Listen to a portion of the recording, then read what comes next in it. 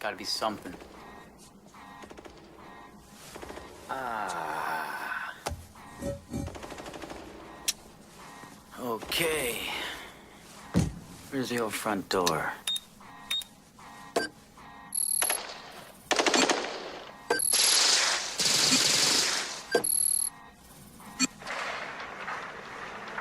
Ryu, where you going?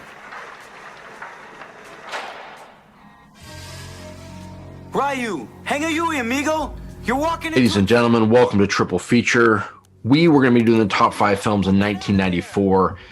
This one is a little bit tough. We have some great films that came out this year, so try to put these in the exact order they deserve to be. But number 5 is a classic comedy, Dumb and Dumber. Jim Carrey, Jeff Daniels. This movie has affected, I feel like, everything in comedy going forward after it. People, I mean, I don't know how this didn't affect all the future comedies. Everyone during the time when we saw this movie is it's a road trip movie. And when you really get down to it, it has all the humor. I don't know how to exactly explain it. It hit my brain, especially as a kid, in a way nothing was near as funny. I had never seen, at the time I saw this, anything as close as funny as this movie. And this movie could be argued to be the funniest movie of all time. I don't think it is, but I think it could be argued that, and I could see a lot of people actually arguing that it is the funniest movie of all time. So number 5, Dumb and Dumber. Barely Past the bridge, past the mills, past the On a gathering storm comes a tall, handsome man in a dusty black coat with a red right hand.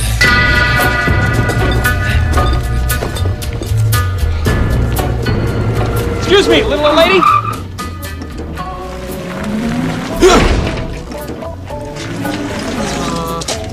You have change of $1? Change? No, I'm sorry, I don't. Oh, well, could you do me a favor and watch my stuff here while I go break $1? Of course. Thanks. Hey, I guess they're right. Senior citizens, although slow and dangerous behind the wheel, can still serve a purpose. I'll be right back. Don't you go dying on me. Number 4. This was a tough list. I had to leave out some movies. Number 4 is an action film. It's another James Cameron film that we've already had. James Cameron, but this from Terminator 2. This is another action film with Arnold Schwarzenegger, but this one's more of an action comedy. This one is True Lies.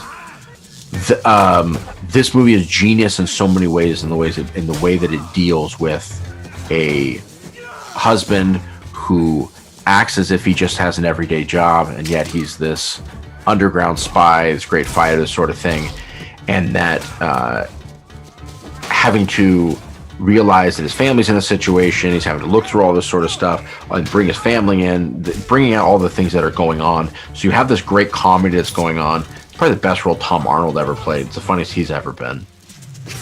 And then you also get other great actors through the whole thing. Great action scenes. The comedy works from beginning to end. And we really put those together. I think that's one of the things is a lot of movies obviously try that, where, you know, you get a lot of the Fast and Furious movies, they really want to mix in, like have these huge action scenes, and then they also have all their comedy. But the issue is most of the time, a lot of time, the comedy for me just doesn't work very well in those movies. At best, maybe there's a laugh every once in a while, but most of it is just dumb. True Lies is one of those where the comedy works just as well as the action. So when you're actually pulling these two together, you get quite the film. The whole thing is funny from beginning to end, and the action scenes actually work, and they mix the two when you have a full action scene and the comedy, and it's actually pulling at the same time. When it doesn't work, which a lot of times it doesn't work, it can just take you right out of a scene where you get dumb one-liners and that sort of stuff. It's a great plot. It's a classic film.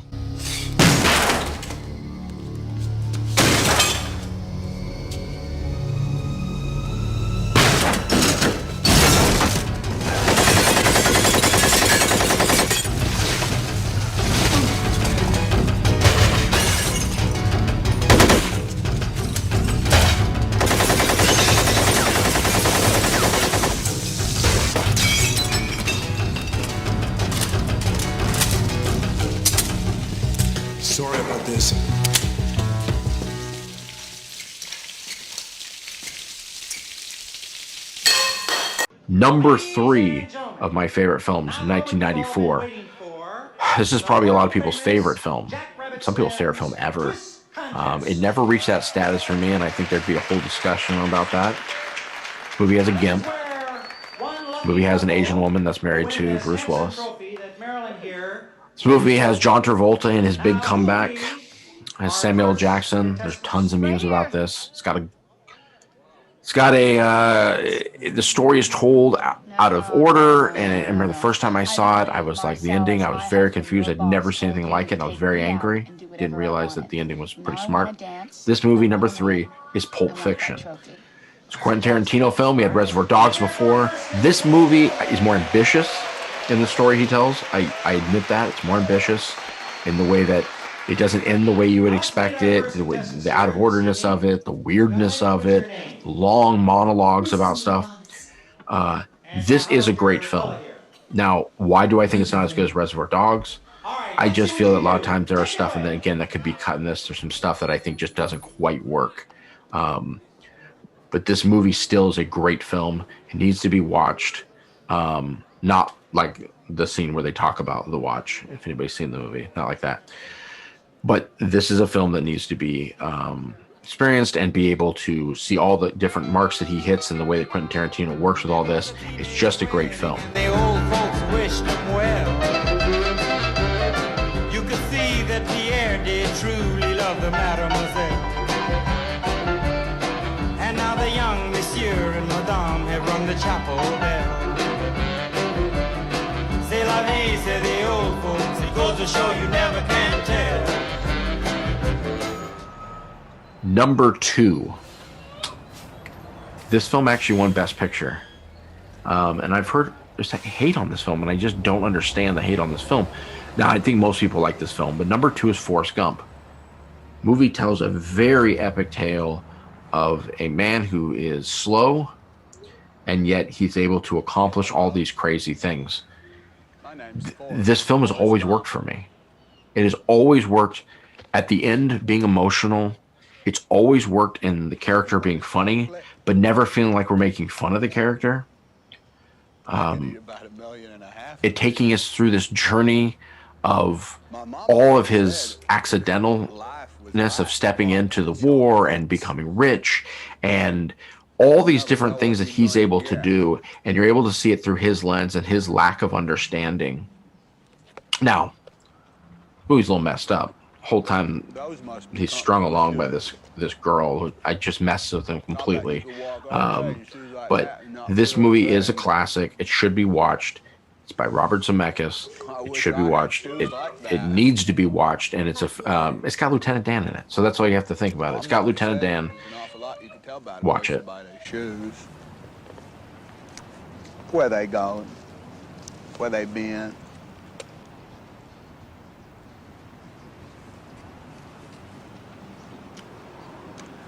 I've worn lots of shoes.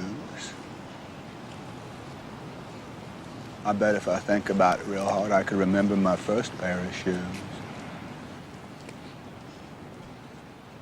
Mama said they'd take me anywhere. And my number 1 film of 1994. As good as a lot of these films are, a lot of these films, if any other year, would be number 1. They would be number 1 on my list. But this next one is right at the top of the greatest films ever made.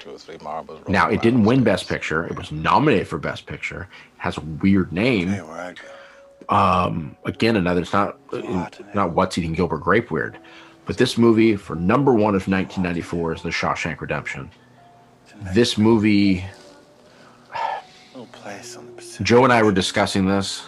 Joe is usually the one that helped me with these discussions. We were discussing this film, and he was talking about how everything in this movie just hits the point. It's setting up the next thing. It's setting up the next thing. The movie ends smarter than you expect it to be able to end. The characters work. The drama works. When you're supposed to be sad, you're sad. You're never bored during this movie. It goes from being disturbing to being heartwarming. It goes all over the place, and all of it works. If I had any complaint about this movie, it's just that the prisoners all seem too likable. Everyone seems like the nicest guy ever. But this comes from a Stephen King short story. And some of the greatest Stephen King films come from these short stories. Frank Darabont, who directed this, he also did The Mist, and he also did Green Mile, which are both great films. He does great things by taking and adapting these Stephen King films. And some Stephen King's not the strongest in endings if you read his books and stuff. But he's had some great films. And one of the things Stephen King is great at setting up, and it comes from this film, Stephen King, while he does all the horror and does all that sort of stuff, anybody that's really listened to Stephen King or read his books knows he's great at building relationships. That's the thing I think he's best at.